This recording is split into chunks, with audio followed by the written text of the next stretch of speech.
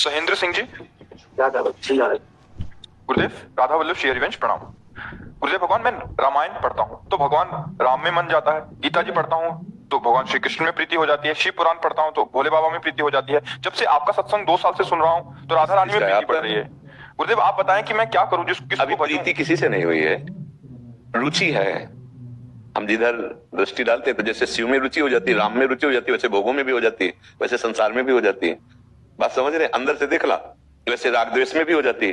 मतलब अभी कोई स्थिति नहीं है उसकी, वो जहां जैसा सामने दृश्य आया उस पर लुभायमान हो जाता है। भागवती का आया तो भागवती लुभायमान हो गया, सांसारिक आया तो सांसारिक। तो अभी कोई प्रशंसनीय विषय नहीं आया है। हाँ, जब हमारे अंदर ये वृत्ति आ जाए, नारायण हरिभजन में ये पांचों न सुहात, विषय भोग, निद्रा, हंसी, जगत प्रीति, बहुबात, फिर जो रुचि पैदा हो, इसके बाद थोड़ा आदरणीय बात अब आती है। पहले हमारे अंदर इनमें अरुचि होनी चाहिए। अगर भोगों में अरुचि नहीं, शरीर की विलासिता में, आराम विश्राम में अरुचि नहीं, तो अभी प्रीति नहीं आई है।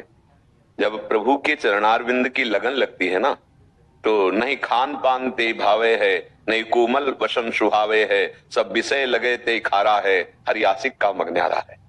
ब्रह्मादिक के भोग सब विषसम लागत ताहि, नारायण ब्रज चंद की लगन लगी है जाए। जब भगवान में प्रीति हो जाएगी तो वो कोई भी भगवान का नाम रूप हो, एक ही भगवान है, दो भगवान नहीं है।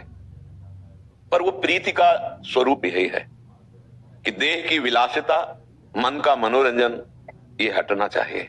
अगर ये नहीं हट रहा है तो हम प्रीति नहीं कह सकते। हाँ, प्रेम का यही लक्षण है कि उसको फिर और कुछ अच्छा नहीं लगता, जिससे प्रीति हो जाती है। इसलिए गोस्वामी जी ने बहुत सहज ढंग से मांगा भगवान से प्रीति। कामी नारी प्यारी और लोभी जीव प्रिय। हाँ, अनायास बिना प्रयास के निरंतर स्मृति बनी रहती कामी की कामनी में। कंजूस लोभी की धन में अनायास बिना प्रयास स्वाभाविक चिंतन बना रहता है। हे राम जी, आपका ऐसे चिंतन होने लगे जैसे कामी कामिनी का, लोभी धन का, ऐसे प्रभु आपका, आप हमें ऐसे प्यारे लगे कि हम सहज में आपका चिंतन करते रहे, प्रयास करने की जरूरत न पड़े। जहां महत्व बुद्धि होती है वहीं प्रीति होने लगती है। प्रीति का उदय शरीर की विलासता को मिटा देता है। जैसे इसमें विषय भोग, तो जब हमारा मन प्रभु के चरणारविंद के सुख में लग गया तो उसे विषय भोग कैसे अच्छे लग सकते हैं। जैसे निर्मल मृदु शीतल अद्भुत सरोवर के प्राप्त होने के बाद गंदे गड्ढों की याद नहीं आती। हमारी प्यास निर्मल उज्जवल मृदुल भगवान के नाम रूप से अब बुझ रही है। जो जन्म जन्मांतर से हम विषय भोगों को भोगते रहे, कभी शांति नहीं मिली। आज हमको जो सुख मिलने लगा, अब इस सुख का परिचय है कि फिर सांसारिक कोई भोग विलासता का सुख आपको आकर्षित न कर पावे। और नींद का भी एक सुख है, तमोगुणी सुख है। कई कई घंटे लोग सोते रहते हैं और उसको सुख समझते हैं। जो भगवान की लगन से युक्त हो जाता है उसको ये निद्रा रूपी दोष सताते नहीं है। सही पूछो तो आखिरी में खत्म ही हो जाती है। जब गुणातीत अवस्था आती है तो रात दिन अब उसे नींद प्रिय नहीं। नींद जानते हो क्यों विश्राम लगता है? नींद में संसार का चिंतन छूट जाता है। 5 घंटे 6 घंटे सोए तो एकदम बेशुद्ध हो गए, संसार का चिंतन नहीं हुआ, तो आप एकदम फ्रेश, एकदम शक्तिवान अनुभव करते हैं इंद्रियों को। तो ऐसे अगर जागृत अवस्था में संसार का चिंतन छोड़ दिया जाए, जैसा सुषुप्ति अवस्था में हुआ, और जागृत अवस्था में ऐसे हम प्रभु के चिंतन में कि संसार की याद नहीं आई, तो बोलो कितना पावर आएगा इंद्रियों में, कितनी आध्यात्मिक शक्ति जागृत होगी। जब तमोगुण नींद में हमारी इंद्रियां बलवान हो जाती है, संसार का चिंतन ना होने के कारण लीन हो गई मन सहित, तो हम जब जगे तो आगे यार आज बहुत सुखपूर्वक सोए और नवीन चेतना लगती है। तो ऐसे ही अगर हमारा मन और हमारी इंद्रियां भगवान में लग गई, तो जो तमोगुण जनित विश्राम में इंद्रियों को तेज और बल मिला, उसे अनंत गुना बढ़कर तेज और बल भगवान के चिंतन में डूबने से मिलता है। तो विषय भोग और निद्रा और हंसी मजाक, संसार का मनोरंजन भक्त को नहीं भाता। उसके हृदय में एक पीड़ा पैदा हो जाती, कब मिलेंगे प्रभु, कैसे मिलेंगे प्रभु। अभी तो मैं नीच प्रवृत्ति का हूं, कहां सच्चिदानंद भगवान, कहां मैं अधम, कोई कृपा कर दे, कोई मार्ग बता दे। वो अंदर ही अंदर रोता है, कैसे प्रभु प्राप्त हो। तो उसे हंसी मजाक सुनाई देगा है? उसके हृदय में तो आग लग गई। कभी कभी होता है जो है कि जीवन निकला जा रहा है, अब जो है सही बड़ी मुश्किल से मिला है जो है मनुष्य शरीर, पर अभी सही ढंग से जब होगा ना तो कभी कभी नहीं होगा, निरंतर रहता है। आज सत्संग में बताया था भाई जी महाराज प्रेम दर्शन में लिखते कि कोई कवि कहता है कि शायद इसको ही इश्क कहते हो, जैसे कोई दिल को मसला करे। अपने प्रभु की याद में एक अद्भुत पीड़ा है अब उस पीड़ा के मिटाने की चाह हुई कि दर्श बिन दुखन लागे नयन।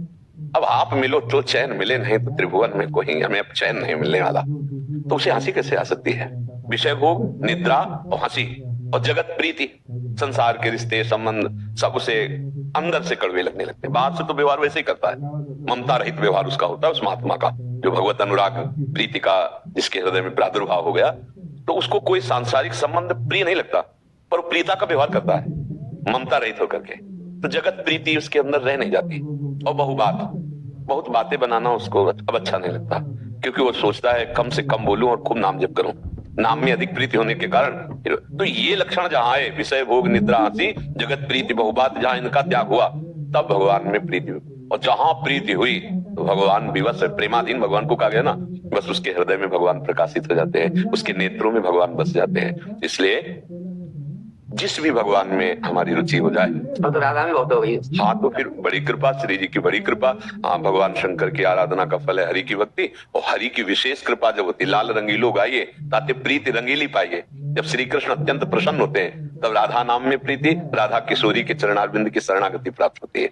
ये प्रेम का साक्षात समुद्र का सार रूप से लाडली जो है, प्रीति मूर्तिमती रस सिंधो सार संपदि विमला वैदग्धी नाम हृदयम काचन वृंदावनाधिकारिणी जयती। लालजू के हृदय के प्रेम समुद्र का सार रूप से लाडली जो वृंदावनाधीश्वरी सांद्रानंद घन प्रेम मूर्ति किशोरी है। वृंदावन रजरानी की कृपा से, रसिकों की कृपा से इनका परिचय होता है, और इनका परिचय हो गया तो सब कुछ प्राप्त हो गया, क्योंकि भगवान का नाम है प्रेमाधीन। जहां प्रेम आया तो भगवान अधीन होकर संग ही संग डोलते हैं। तो प्रेम का मूर्तिमान स्वरूप किशोरी जो है, जब ये कृपा करती है तो उपासक के हृदय में निर्मल प्रेम का उदय होता है। निर्मल प्रेम आया कि भगवान अधीन हो गए उसके। समझ पा रहे? खूब नाम जप कीजिए और हर भगवान के चरित्र गाइए जो तुम्हारा मन कहे, और सबका फल मांगिए कि किशोरी जी के चरणों में प्रेम हो जाए। बुद्ध बात बन गई। एक जगह कहीं आसक्ति कर लो तो सब। अब जैसे अपने पति में प्रेम होने के कारण पत्नी उनकी मां सास से भी प्यार करती है, ससुर से भी प्यार करती, देवर से भी प्यार करती, नंद का भी सम्मान करती, अतिथि का भी सम्मान, पर वो किसी से प्यार नहीं करती। वो सिर्फ इसलिए ऐसा करती है कि उसके पति के प्रियजन है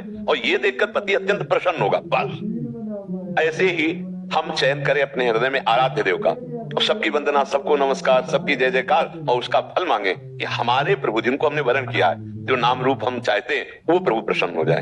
जैसे विनय पत्रिका में श्री गोस्वामी तुलसीदास जी ने सबकी वंदना की और सबका फल यही मांगा कि आप प्रसन्न हो और श्री राम जी के चरणों में अनुराग प्रदान करें। ऐसे ही जब तक अनन्य प्रेम जागृत ना हो जाए तब तक जो भी भगवान की लीला चरित्र श्रवण करे, गायन करे, पूजन करे, पर सबका फल मांगे अपने आराध्य देव की प्रियता, किशोरी जी के चरणों में प्रेम हो जाए, ऐसा सब हम पर कृपा करे, तो वही बात उसकी अनन्यता में बदल जाएगी। समझ पाए?